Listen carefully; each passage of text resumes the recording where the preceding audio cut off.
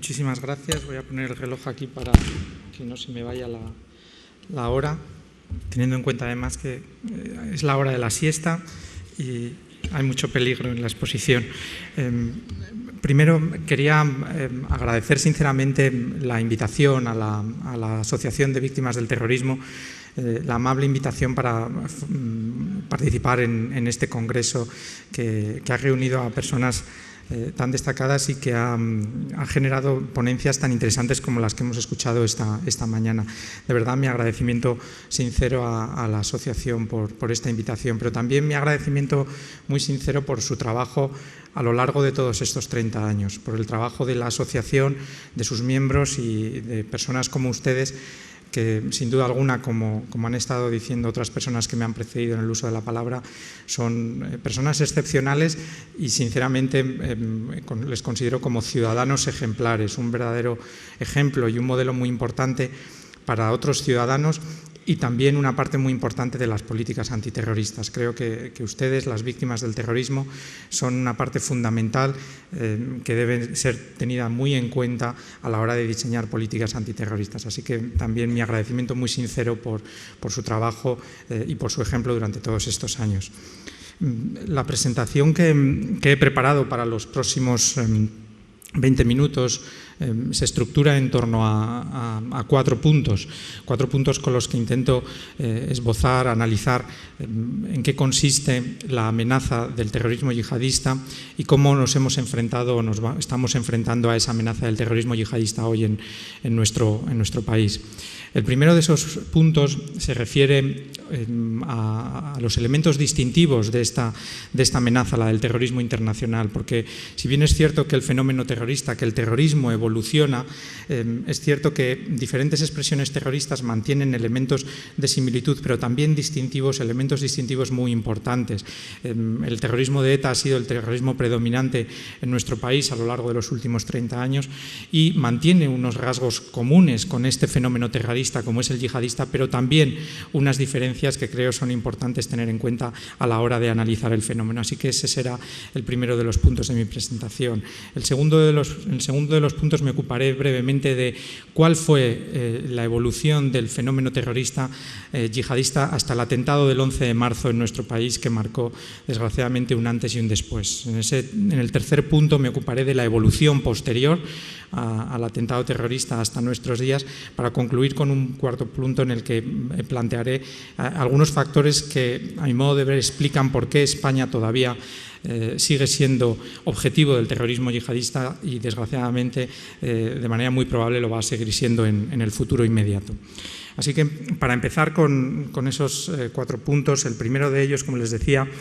hace alusión a esos rasgos distintivos de la amenaza yihadista. Una amenaza que posee un carácter internacional y transnacional. Y aquí, de nuevo, la comparación con el terrorismo de ETA es relevante. El terrorismo de ETA también ha sido un terrorismo transnacional, es decir, sus activistas han operado no solamente en territorio español, sino en otros muchos territorios, como evidentemente el francés, pero también en otros lugares de Europa. Pero además, el terrorismo internacional, además de ser un terrorismo transnacional, es también un terrorismo internacional, algo que no podíamos decir del otro terrorismo que hemos sufrido en nuestro país, como el de ETA, en el sentido de que el terrorismo yihadista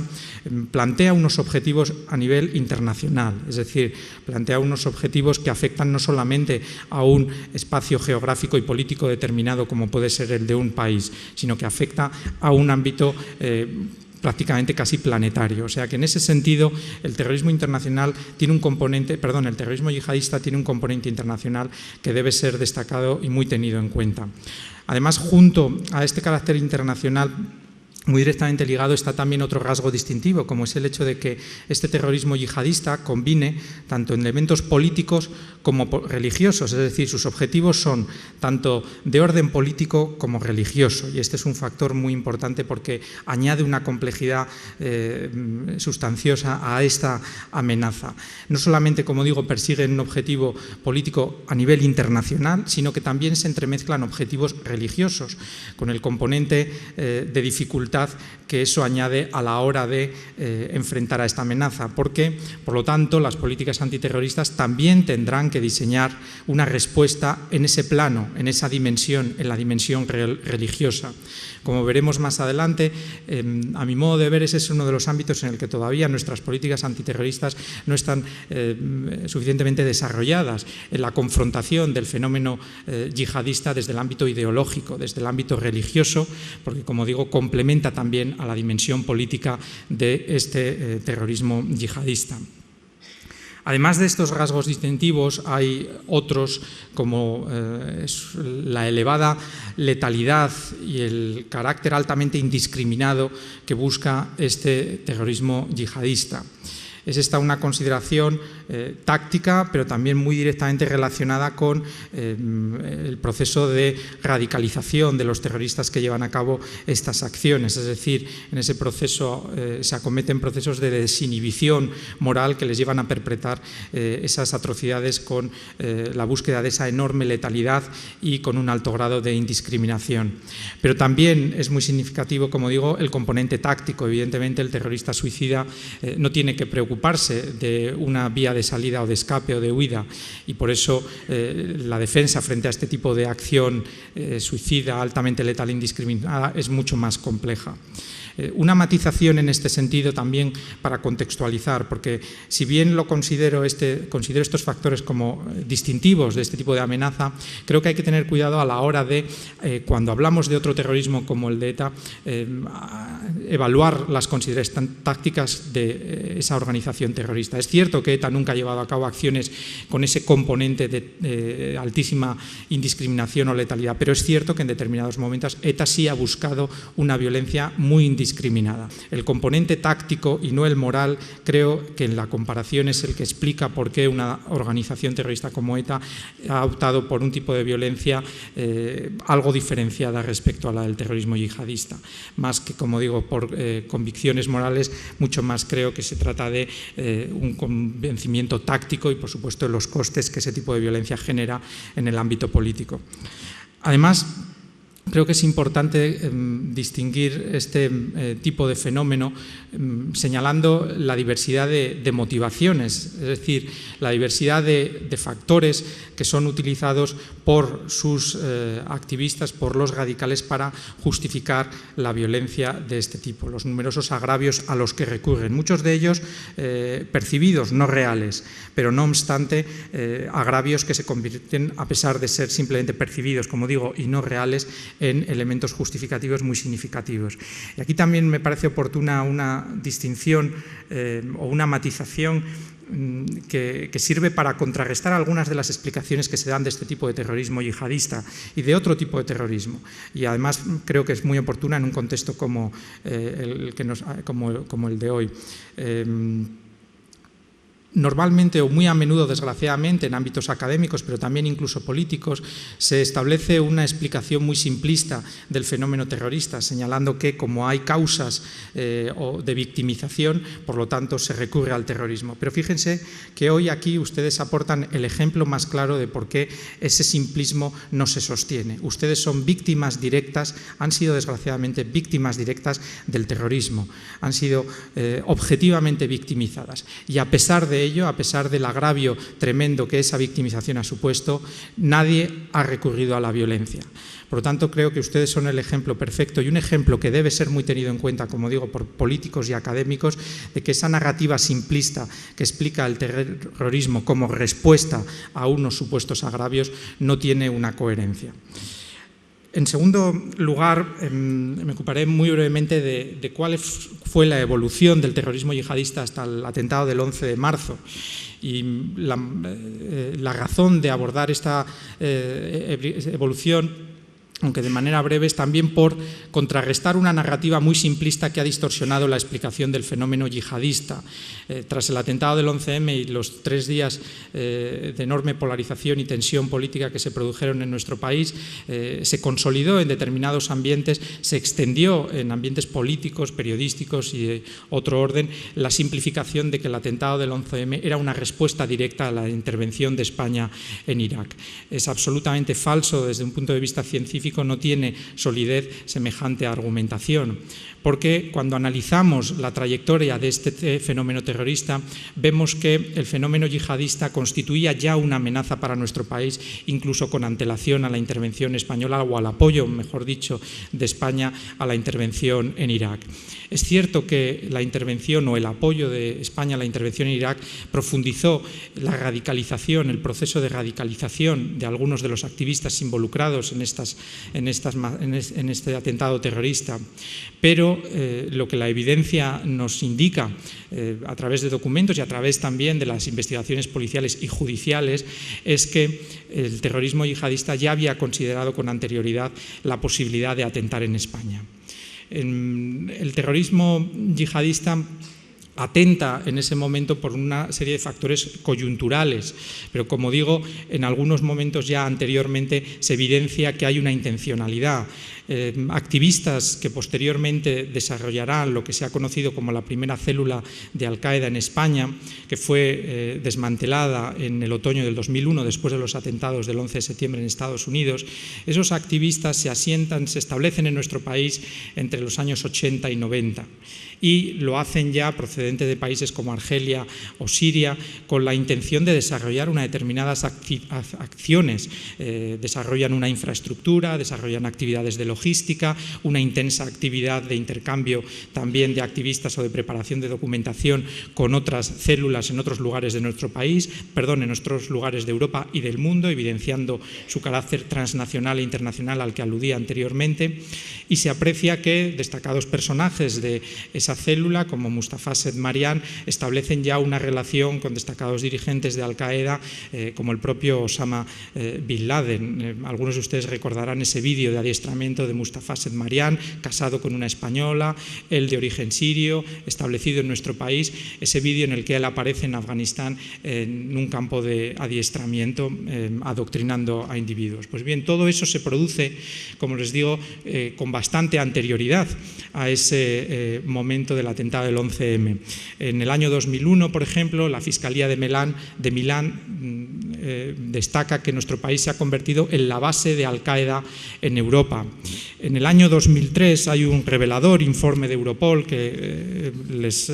resumo muy brevemente o cito una parte del mismo, en el que se demuestra muy claramente cómo hay una amenaza y cómo la intervención en Irak no es la causa de esa amenaza, sino un factor más que que hay que añadir al riesgo que el terrorismo yihadista ya supone para nuestro país y que era ya muy evidente después de los atentados del 11 de septiembre en Estados Unidos. En este informe de Europol del año 2003 se dice literalmente: varios grupos terroristas que bajo el liderazgo de Al-Qaeda conforman el denominado Frente Islámico Mundial, así como aquellos que propugnan la internacionalización de la yihad a escala global, continúan representando la mayor amenaza para nuestros intereses, así como para los intereses del resto de los Estados miembros de la Unión Europea. El apoyo del Gobierno español a la intervención militar en Irak por parte de los Estados Unidos y sus aliados constituye sin duda un factor de riesgo adicional para España, si bien puede que no sea el más importante o peligroso. Es evidente, pues, que la consideración que los servicios de inteligencia hacen en ese momento deja muy claro que ya hay un riesgo muy considerable que se traduce también, que evoluciona en una amenaza. Desgraciadamente, desgraciadamente se produce ese atentado, un atentado que es perpetrado por algunas de las personas que habían estado en España desarrollando ese tipo de actividades y que en un momento determinado deciden atacar, también atentar contra España. Como les decía, las motivaciones son diversas. Una de las motivaciones que interviene también, como se desprende de la investigación judicial, las investigaciones judiciales en torno a los casos relacionados con el 11M y el propio 11M, una de las motivaciones es el sentimiento de venganza que genera en los activistas de esas células, de esos yihadistas, la respuesta contraterrorista del gobierno español con posterioridad al 11 de septiembre. En ese momento es evidente que la acción antiterrorista por parte del gobierno en esos momentos es mucho más directa, consciente, una vez se ha producido el atentado de las Torres Gemelas, que el riesgo se está traduciendo, está evolucionando ya una amenaza. Por lo tanto, esa respuesta genera un sentimiento de venganza entre esos activistas que ya no conciben ese territorio como un territorio en el cual pueden desarrollar de una manera relativamente pacífica, a pesar de que había habido detenciones ya con anterioridad,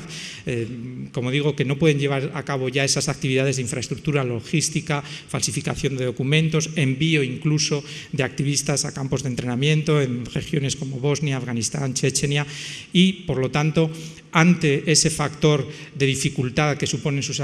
acciones, lo que hacen es también saltar cualitativamente en su proceso de radicalización y empiezan a considerar ya la posibilidad de que España sea blanco de la violencia yihadista. Así que creo que es importante tener en cuenta ese tipo de diversidad de factores que son decisivos a la hora de profundizar la radicalización, porque si recurrimos a esa simplificación que criticaba anteriormente de interpretar ese atentado en nuestro país como como causa directa del apoyo a la intervención, lo que hacemos es distorsionar enormemente el fenómeno y distorsionamos también muchísimo la amenaza, porque como veremos ahora, como intentaré explicar a continuación, el terrorismo yihadista continúa siendo hoy una amenaza. Es decir, a pesar de que España retira sus tropas en Irak, España sigue siendo blanco de la violencia yihadista y es por lo tanto importante tener en cuenta esos elementos para diseñar la respuesta y hacer frente a los diferentes factores que intervienen en lo que se considera como amenaza yihadista hoy para nuestro país. Entrando ya en ese tercer apartado que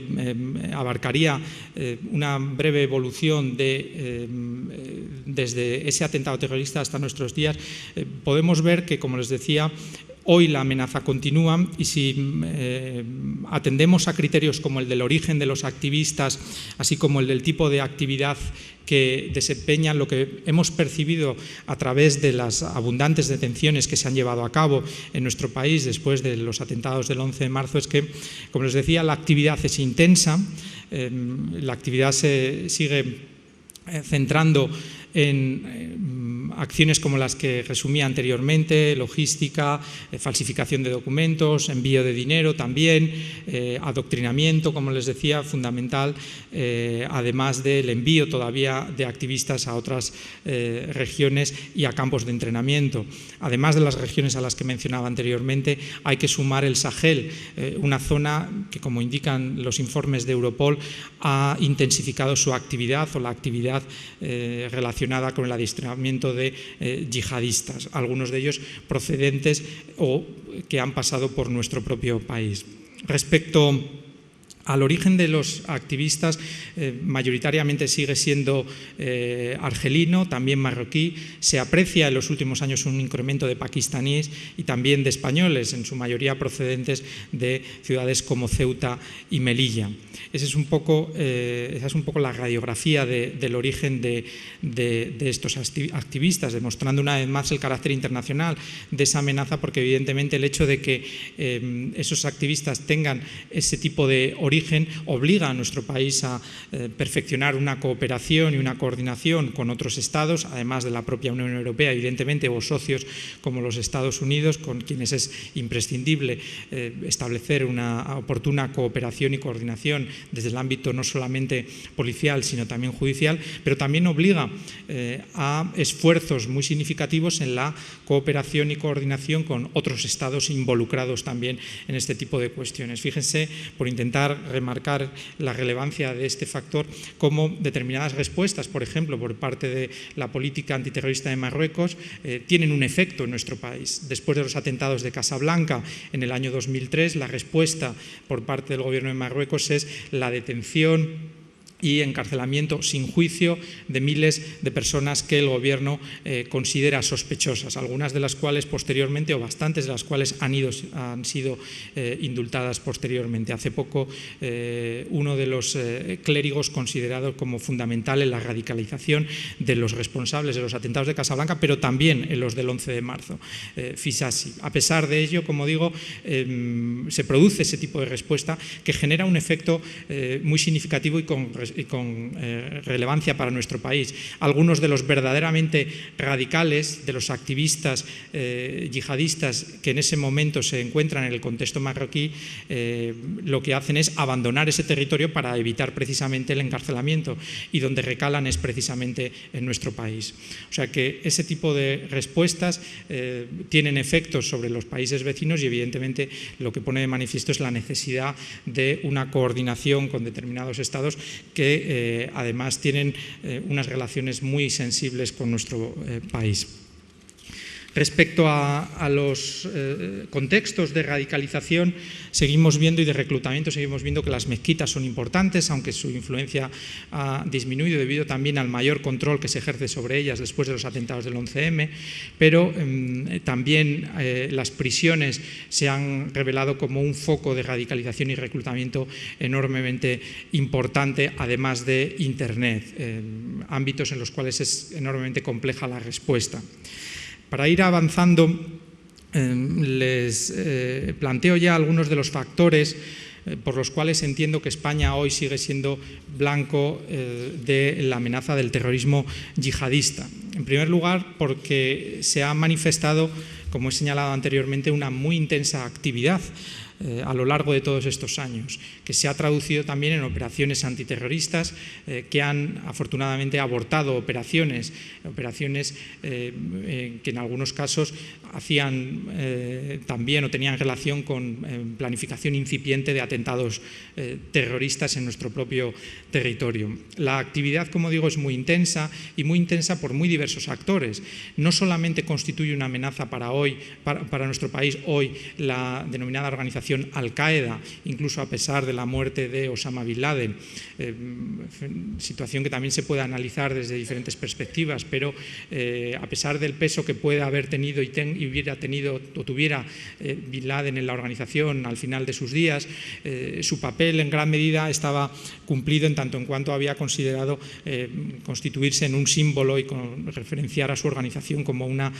organización referente. Pero fíjense que la amenaza no viene solamente de Al-Qaeda, sino que viene también de otro tipo de actores, de células independientes que no tienen relación alguna con Al-Qaeda, de algunas asociaciones afiliadas a la propia Al-Qaeda, de lo que se considera como radicales que han seguido procesos de adoctrinamiento y de radicalización individual, es lo que se conoce coloquialmente como lobos solitarios. O sea que los las cabezas de esa amenaza son muy diversos, y eso creo que es también importante destacarlo, porque el hecho de subrayar constantemente la presencia de Al-Qaeda a veces lleva a confundir, a distorsionar de nuevo la amenaza, porque, insisto, la amenaza no proviene exclusivamente de esa organización, sobre la que también, hay que decirlo, se desconoce mucho. Se escribe y se habla mucho, pero también, como señalan los servicios de inteligencia, se desconoce mucho. Y por eso es por lo que hay que tener presente que también la amenaza proviene de otros actores, como les decía, relacionados en algunos casos con esta organización, o organizaciones asociadas como Al-Qaeda en el Magreb islámico, o organizaciones también incluso en Pakistán, sino también de otros individuos que, inspirados en esos principios, en esa ideología que ha logrado instaurar Al-Qaeda, también desean llevar a cabo acciones terroristas. Así pues, ese es uno de los factores fundamentales. Existe, por un lado, una gran actividad. Existe también, desgraciadamente, un precedente de acción terrorista que en ámbitos yihadistas se considera eficaz. El atentado del 11 de marzo se considera una acción terrorista muy eficaz, un espectacular muy eficaz, porque desde la narrativa de los yihadistas, como ha quedado revelado en su propaganda, en los diferentes foros en los que se difunde su propaganda, el atentado, a su modo de ver, provocó la retirada de las tropas españolas de Irak. Es una distorsión esta conclusión, pues es cierto que la retirada de tropas era parte del programa electoral, pero desde el punto de vista de la propaganda yihadista, el elemento que ellos pueden reflejar es que hay una relación entre los atentados terroristas y esa decisión de la política exterior del gobierno entrante. Por lo tanto, es interpretado y así aparece reflejado en su propaganda como un atentado terrorista, por lo tanto generando también un incentivo para quienes quieran llevar a cabo acciones terroristas que entienden, racionalizan, pueden ser eficaces. Otro de los factores de riesgo es la amplia presencia de comunidad musulmana musulmana en nuestro país. Y hay que tener cuidado, evidentemente, a la hora de plantear este argumento, porque no se trata de demonizar en modo alguno a ciudadanos de nuestro país con una determinada procedencia o confesión. Pero es cierto que el terrorismo yihadista, como decía anteriormente, es un terrorismo de corte religioso, es decir, fundamentado, justificado, legitimado en una interpretación fundamentalista del Islam. Tiene un componente ideológico, religioso y político evidente y, por lo tanto, es en esa comunidad donde hay mayor posibilidades de atraer adeptos. Por eso es por lo que el hecho de que nos encontremos con una comunidad de esas características supone un riesgo, no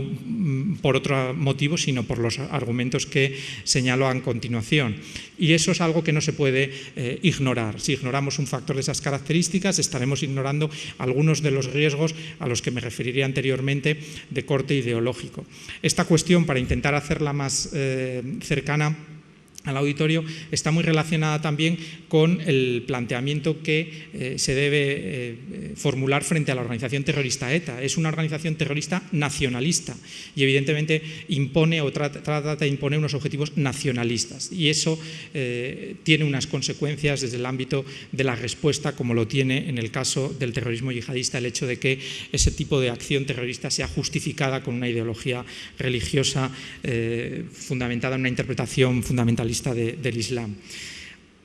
Otro de los factores de riesgo evidente y de amenaza es el hecho de que la propaganda yihadista insiste en definir a España como parte de ese territorio mítico de Al-Ándalus y, por lo tanto, en una reivindicación que es inagotable en sí misma. Y, evidentemente, este hecho dificulta mucho que dejemos de ser una amenaza en el corto o medio plazo, porque es algo contra lo que difícilmente se puede luchar objetivamente, aunque, por supuesto, se pueda combatir desde el ámbito ideológico o intentar contrarrestar desde el ámbito ideológico. Así pues, ese hecho objetivo, como la soberanía española sobre ciudades como Ceuta y Melilla, son fenómenos utilizados por el terrorista yihadista para alimentar sus agravios y para profundizar en su proceso de radicalización, que lleva a considerar a España como blanco de la violencia. También la presencia de tropas españolas en zonas como Afganistán y Líbano es otro de los elementos que aparece constantemente en la propaganda yihadista y que es utilizado de manera muy recurrente por el yihadismo para justificar la selección de España como objetivo, como blanco de la violencia terrorista. Además, hay una serie de factores objetivos como la situación geográfica de España, que es puente entre África, Europa e incluso Asia. Esa ubicación geográfica hace también de nuestro país blanco de la violencia, o al menos contexto en el cual hay una intensa actividad. También el hecho, y este es un factor importante con el que voy a ir concluyendo, el hecho de que haya, como decía, numerosos actores radicalizados con un componente fanático muy importante, que evidentemente señalan a España como objetivo, que están profundizando en su fenómeno de radicalización, pero también actores que son legales y que, a mi modo de ver, constituyen un riesgo para la seguridad de nuestro país. Este es un terreno enormemente delicado, porque evidentemente estamos hablando de actores, de organizaciones que se inscriben dentro de la legalidad. Me refiero a organizaciones con el nombre de Hizb ut-Tahrir o los Tabligh, que son asociaciones que no apoyan explícitamente la utilización de la violencia y por eso se encuentran dentro de la legalidad, pero sí son asociaciones que llevan a cabo acciones o actividades, que generan un caldo de cultivo favorable para que el proceso de radicalización de determinados individuos se profundice. Es decir, el tipo de ideario, el tipo de ideología fundamentalista y radical que propugnan algunas de estas asociaciones, a pesar, insisto, de su condena explícita de la violencia, ese tipo de ideario es el ideario que es utilizado por figuras carismáticas, por líderes espirituales y por adoctrinadores para adoctrinar a individuos susceptibles de acometer procesos de radicalización. Ese tipo de asociaciones son las que favorecen la socialización en la subcultura del odio y de la violencia, que es la